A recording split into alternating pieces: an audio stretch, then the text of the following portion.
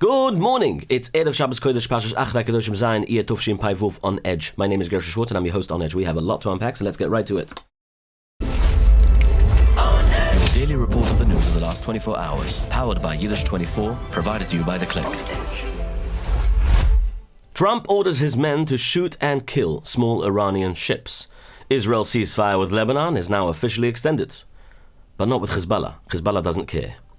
AI is replacing thousands of human jobs among huge tech companies. All that and more today on Edge. But first, let's not forget that when you want to invest in a building, you know that you don't have to go to the bank or the middleman. You can just go to YS Capital Group. You already know what I'm going to say, so just do it. Call YS Capital Group today, 718-831-2168. Call them, mention my name, get yourself a loan, get yourself some money, and make some money, okay? They also have something called a no closing cost loan. It's an amazing thing. No fees, no closing costs. Do you know what that means? Call YS today. 718-831-2168. Do I have to say it again? No, obviously not. Okay. Trump ordered the U.S. Navy to shoot and kill any boat laying mines or floating bombs in the Strait of Hormuz. This includes Iran's small fast attack boats, which were recently seen in large numbers. To emphasize his instruction, Trump said U.S. soldiers should not think twice before shooting. It doesn't stop there.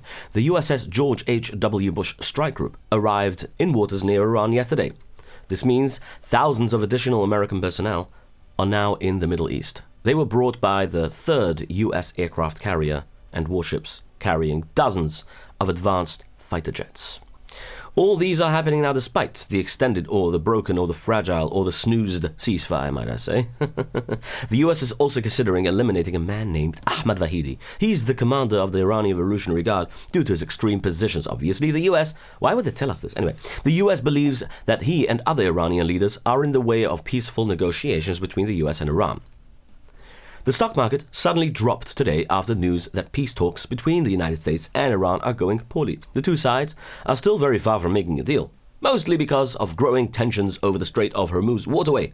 To make things even harder, reports say that the Iranian team is not allowed to talk about nuclear issues at all during the meetings, which is everything against Trump's agenda. During its news show, Israel's Channel 12 reported that the man leading the talks for Iran, Mohammad Bagher Ghalibaf, has quit his job. However, an Iranian news reporter named Mohammad Ghaderi later cleared things up, and he said the rumor was silly and completely false. Now, why would you believe him? Right now, I think something else. Anyway, right now, military generals are running the show in Iran, it's IRGC, and they are rushing to come up with a clear plan before sitting down with the US again. Even with the talks stuck right now, President Trump recently shared some hopeful news, saying fresh talks could start back up very, very soon, as soon as today. We all know that's going to be a bilateral meeting, and the US will not attend the meeting. The Iranians will be there for a few hours in Islamabad in Pakistan. What exactly is going to be said there, I don't know. It's a joke.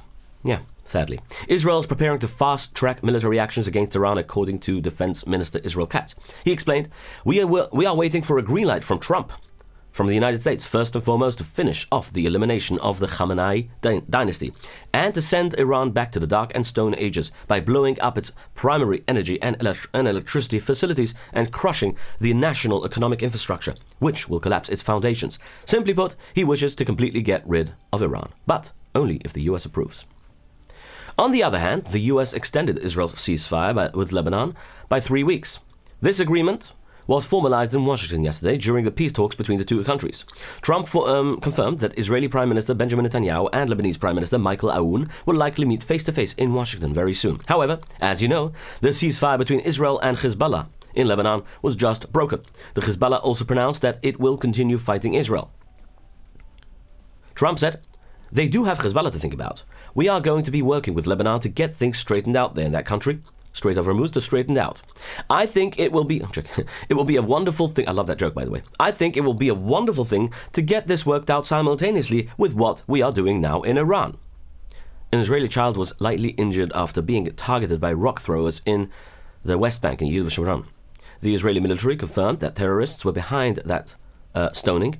They targeted cars driving in a central road in the area of Madama, but were later stopped. Israel just welcomed over 250 new immigrants from the Bnei Menashe community in India. The Bnei Menashe are a small group of people from northeast India. They believe that they are part of the old Jewish tribe of Menashe. Shvutim. People from the Menashe community want to live in Israel because of the religion, family, and the promise of a better life. Some families are already there, so they want to join them. Israel is assisting them to move to the country, but not everyone agrees with their story. Some people say they may not really be from what the ancient the actual ancient Jewish tribe, the Shvutim of Menashe. Anyway, police stopped a planned car ramming attack against a shul in Texas. Investigators arrested 18-year-old someone, Hicks, and a 16-year-old minor. They say that Hicks and that minor may also be connected to other attacks in the area. According to the police, their specific goal was to kill as many Jewish people as possible. Whatever. Hicks is currently being held in jail and won't be released until she pays a $10 million bond. Unbelievable. Harav Reb Zelig Brez, the director of the Jewish community in Dnipro in Ukraine, had a close encounter with a Russian drone yesterday. Nissim he had. The drone exploded on the street directly outside his house. The blast shattered his windows, leaving his son and with minor injuries from the flying glass. Mamish Nissim. Discrimination towards Jews have also reached schools. A federal civil rights complaint was filed against Williams College in Massachusetts for denying religion accommodations to an Orthodox Jewish student. According to the complaint, the school relies on electric keycards from dorm access. This creates an issue on Shabbos, which does not allow the use of anything electronic.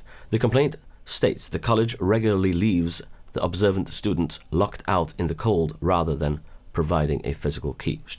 That's the complaint now. Unbelievable what's going on. Meanwhile, the United States Department of Education is investigating the New York City public school system for creating lessons supporting Hamas and anti-Semitic behavior. Federal officials are checking if the district violated the title something of Civil Rights Act by failing to address an unsafe environment for students. In contrast, professors at Emory University are suing their own school for arresting students who joined anti-Israel protests. So a professor there, and other educators claim that the university failed to protect students and staff when the police shut down the demonstrations. A 15-year-old teenager's swastika vandalism led him to be caught by New York police. Obviously, what happened? The police later found explosive chemicals inside his home. These were brought by his father to build rockets. The bomb squad shut down their neighborhood, secured the chemicals, and arrested both the father and his son. Unbelievable what's going on in the world today. Well, what did I tell you? New data reveal that 2 Orthodox Jewish communities have the youngest population in America. We're talking about the national average age is 39. The community of Kiryas Yoel in New York ranks as the youngest city in the country, with half its residents under the age of 15.7. Steist? That's like age, 15.7. That's the report. Lakewood, New Jersey took second place with exactly half of its population under 18.1 years old. That's 18 point, whatever. Was it 80 point, I call myself 80, I'm 37.8. Joking. Anyway, the point is like this. A United States Army Special Forces soldier was arrested for using classified military intelligence to win hundreds of thousands of dollars on an online betting website. The Justice Department charged 38-year-old Master Sergeant Ken Van Dyke, or Gannon Ken Van Dyke. Basically, he knew about the operation about catching Maduro. Officials say he used top-secret knowledge about the planned American military raid to capture Venezuelan dictator Nicolas Maduro. Van Dyke placed wagers on the prediction market website, Polymarket, earning over $400,000 from his insider knowledge. Wildfires in Georgia are forcing residents to evacuate as flames destroy local properties, cars. The fires are spreading rapidly by burning through broken wood debris left behind by Hurricane Helene. Now, the local government estimated that around 200 homes may be affected. President Donald J. Trump is threatening to put heavy penalty taxes on the United Kingdom right before King Charles arrives to America to visit. Trump warned that he will place a large tax on British goods unless London drops its digital service tax. The UK started this rule in 2020, placing a 2% tax on major American tech companies. The financial burden adds to existing problems between London and Washington over the handling of the war with Iran. Still, Trump said that the King's visit next week could absolutely help fix that relationship. Well, Keir Starmer is on his way out. It looks like that. The EU has approved a $106 billion aid package for Ukraine. This funds These funds were previously frozen by Hungary. It focuses on direct defense funding to meet immediate military needs. Ukrainian President Vladimir Zelensky requested that the money arrive by earlier this summer. Pro-Palestinian protesters climbed onto the roof of an Israeli-owned drone factory in Leicester, in England. They used electric saws to try and get into the UAV tactical system building. Police say they arrested 2 people from a group called People Against Genocide, which also filmed themselves climbing the building. Major technology companies are firing tens of thousands of workers to fund large artificial intelligence systems. Meta is letting go of about 8,000 jobs, or around 10% of its workforce, so they can balance heavy AI spending. Microsoft is offering compensation to nearly 9,000 employees, while Amazon is cutting 16,000 workers. Other companies like Salesforce, Snap, and Block are also reducing their staff to prioritize AI automation. Medical marijuana may become easier to buy here in the US. The Trump administration will lessen federal rules on medical marijuana to expand research. The Justice Department issued an order to reclassify medical marijuana as a lower-risk drug. This policy shift will ease punishments for drug offenses. It will also provide a boost to $47 billion legal marijuana industry. Taste. The FDA has approved the first ever gene therapy to treat a rare form of genetic deafness, developed by Regeneron Pharmaceuticals. The medical treatment called Otarmony fixes broken DNA inside the body to restore hearing in patients who were born deaf. Unbelievable. This works by injecting a certain type of lab-made virus into a small hole in the skull through the ear canal. The viruses carry a healthy version of the hearing gene. The healthy gene then provides instructions to make a protein called otoferlin that causes sound to reach the brain. And that's our news roundup today. Again, my name is Gershy Schwarcz, but before we do that, let me quickly thank Protobyte, 347-354-1237, Kliga, 845-335-3343, and Arrive Express, 845-622-1111, 845-254-1111, arrivemonsi.com. Okay, my friends, have yourselves a wonderful Shabbos Kodesh, and we'll see each other again, Be'ez Hashem Yisborach, next week.